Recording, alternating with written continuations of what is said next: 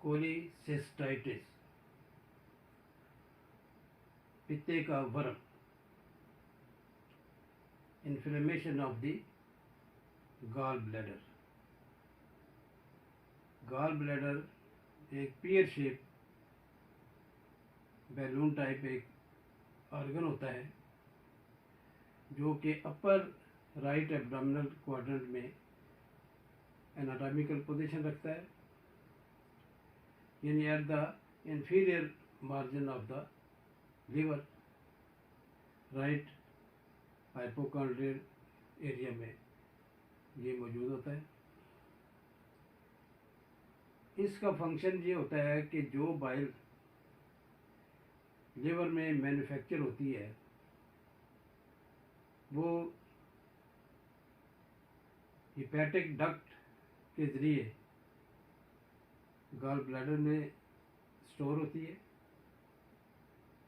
वहाँ से हस्बे ज़रूरत, जिस्मानी ज़रूरत के मुताबिक वहाँ से गॉल ब्लैडर के जो सिस्टिक डक्ट जिसे कहते हैं वो एक ट्यूब होती है जिसके ज़रिए वहाँ से ये स्मॉल इंटेस्टाइन में बाइल जो कन्वे की जाती है, जहाँ वहाँ जाकर डाइजेशन का प्रोसेस में अपना रोल अदा करती है। ख़ास तौर पर फैटी मील में कि डाइजेशन में बाइल के जो केमिकल्स एंजाइम्स वगैरह होते हैं वो उनका बहुत वाइटल रोल होता है। अब इसकी जो वर्म आ जाता है, इन्फ्लेमेशन आ जाती है, उसकी बहुत सी वजूहत हैं। कैलकुलस होती है, ए कैलकुलस होते हैं।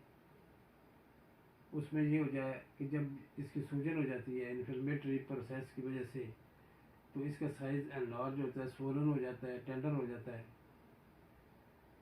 वाल में एक्सुडेट जमा हो जाता है, जिसकी वजह से पेशेंट को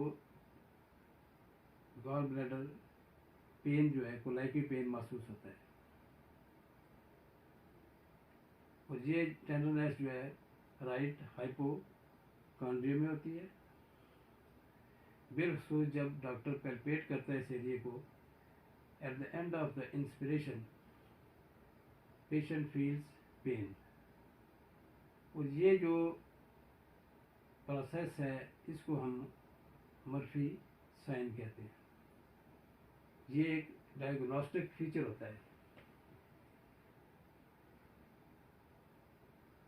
इसी तरह ये जो गॉल ब्लैडर पेन होता है राइट हाइपोकॉन्ड्रियम से tip of the right scapula radiate करता है।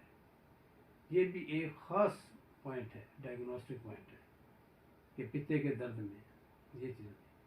दूसरी बात जो होती है वो होती है flatulence, abdominal pain, jaundice, loss of appetite जिसे हम एनोरेक्सिया कहते हैं, लॉस ऑफ वेट जो आखिर स्टेज में जाकर होता है जबकि गॉल ब्लैडर अपना काम करना छोड़ देता है, क्रोनिक फेज में चला जाता है, तो उस वक्त ये स्टेज आती है एनोरेक्सिया, यानी loss of appetite and loss of wait.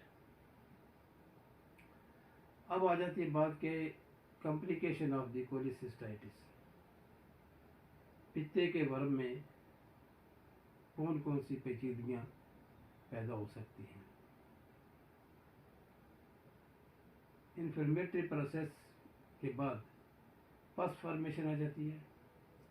वो एक पॉकेट बन जाता है, यानी कि एक पियर शेप जो बैलून टाइप ये सैक होती है, इसके अंदर पस जमा हो जाती है जो कि डेड सेल्स के ऊपर आ जाती है, इम्यून सेल्स आ जाती हैं, पैथोजिन डेड आ जाते हैं, एक्सुडेट फ्लूइड आ जाता है, ये सब मिल जाते हैं।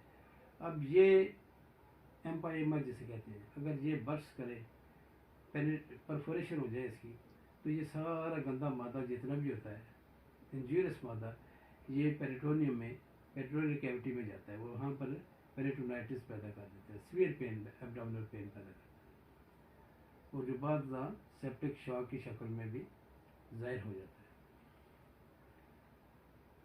जब एक्सीडेंट बनता है, वॉल्स स्वोलन हो जाती हैं, वो प्रेशर पड़ता है इस सारे मास का जो बनता है, इंक्लूसिव जो कि गॉल स्टोन्स होते हैं, वो जो वेसल्स होती हैं, Venus vessel, arterial vessel, capillaries होती हैं, उनको ब्लॉक कर देते हैं प्रेशर की वजह से, जिसकी वजह से ये होता है जो वाल के टिश्यू, नॉर्मल टिश्यू होते हैं गॉल ब्लैडर के, उनको ब्लड सप्लाई कट हो जाती है, यानी इस्कीमिया जाता है, और बिल आखिर वो गैंग्रीन यानी डेड टिश्यू में कन्वर्ट हो जाते हैं।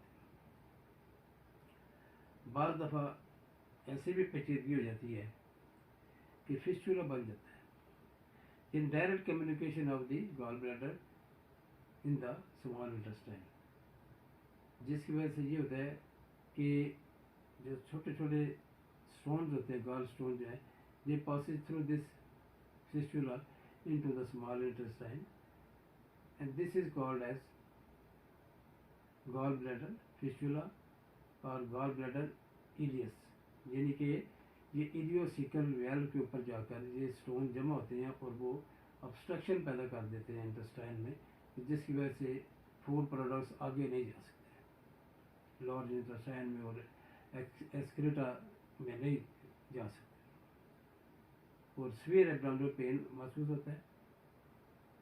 तो ये पेचीदगियाँ होती हैं ज़्यादातर जॉन्डिस, इसमें तो एक जनरल फीचर है ना, कि जिसकी वजह से ये होता है कि बिलिरुबिन लेवल जो है वो सिर में बढ़ जाता है। अब आ जाती है बात कि इसको कैसे हैंडल किया जाता है। वैसे आम पेशेंट जो है वो उनकी हिस्ट्री से पता चलता है, वो कहते हैं कि हमें बहुत ज़्यादा दर्द के अलावा जो 4-5-6 घंटे तक भी मुसलसल रहता है, हमें बहुत ज़्यादा बेल्चिंग होती है, डकारे बहुत आते हैं, इतनी इतनी ज़ोर की मरीज़ डकारे मारता है, आवाज़ निकलती है कि इर्द गिर्द के घरों तक की आवाज़ उसकी जाती है। और दूसरा मर्फी साइन रहता है, टिप ऑफ द स्कैपुला के ऊपर रेडिएशन होते हैं, ये बहुत ही यानी पेक्यूलियर स्पेसिफिक साइंस होते हैं। अब इसके इलाज के बारे में हमने ये करना है कि अगर एक्यूट कोलिसिस्टाइटिस है तो उसके लिए हम ये करते हैं कि पेशेंट को नथिंग बाई माउथ, ठीक है जी, वो स्टॉप कर देता है, ओरल फीडिंग जो है बंद कर दी जाती है, IV line of treatment maintain की जाती है। फ्लूइड इलेक्ट्रोलाइट बैलेंस को मेंटेन करने के लिए हम लोग 5% या Ringer lactate drips IV transfusion शुरू करते हैं। इसके बाद पैथेडिन एट्रोपिन इंजेक्शन लगाते हैं शॉट की शक्ल में, और इसके अलावा हम ब्रॉड स्पेक्ट्रम एंटीबायोटिक्स जो है, specially 3rd and 4th generation of cephalosporin, वो इस्तेमाल किए जाते हैं ड्रिप्स की शक्ल में, और ये प्रोसेस जो है 1 हफ्ते से 2 हफ्ते तक जारी रखा जाता है। अगर इसके दौरान बीमारी के सिम्टम्स जो है वो डिसपियर हो जाएं, पेशेंट रिकवरी महसूस करे, तो मेडिकल ट्रीटमेंट की सक्सेस हो जाती है।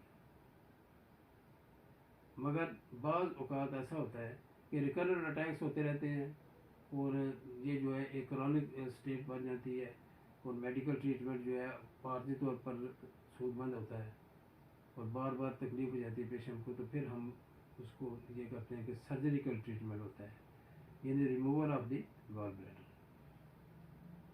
उसके 2 तरीके हैं, एक है लेप्रोस्कोपिक सर्जरी, जिसमें हम कहते हैं की होल सर्जरी या रोबोटिक सर्जरी कहते हैं।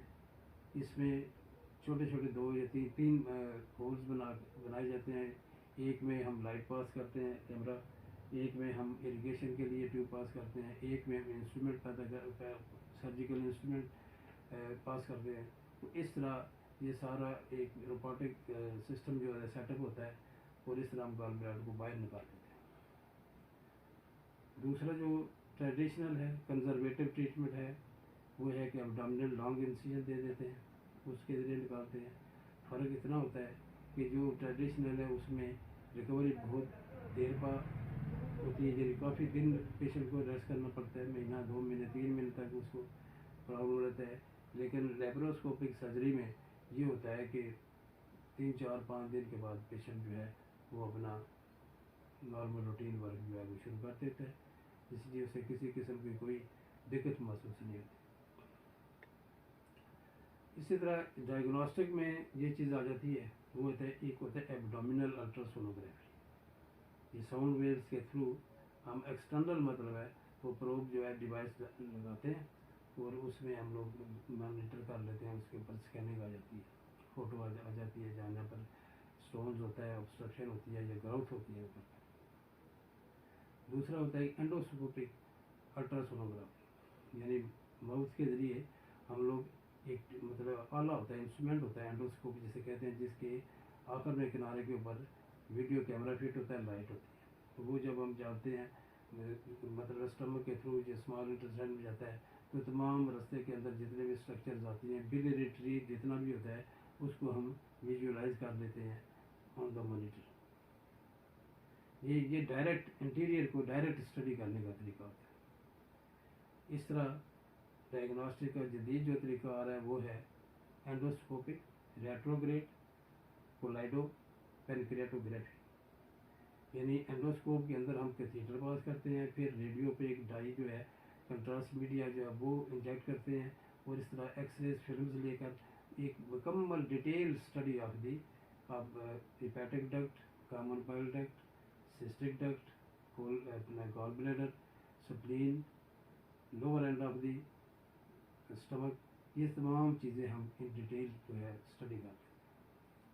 तो ये जदीद तरीके होते हैं तशखीस के। तो ये जो चीज़ है कोलिसिस्टाइटिस, ये अब कोई ऐसा मसला परेशानी वाली बात नहीं है। मेडिकल ट्रीटमेंट ही से ही पेशेंट को अफाका हो जाता है, अगर बशर्ते कि आप अर्ली ट्रीटमेंट कर दें, डायग्नोसिस अर्ली हो जाए, ट्रीटमेंट अर्ली हो जाए, तो for recoverable medical treatment is very successful and effective.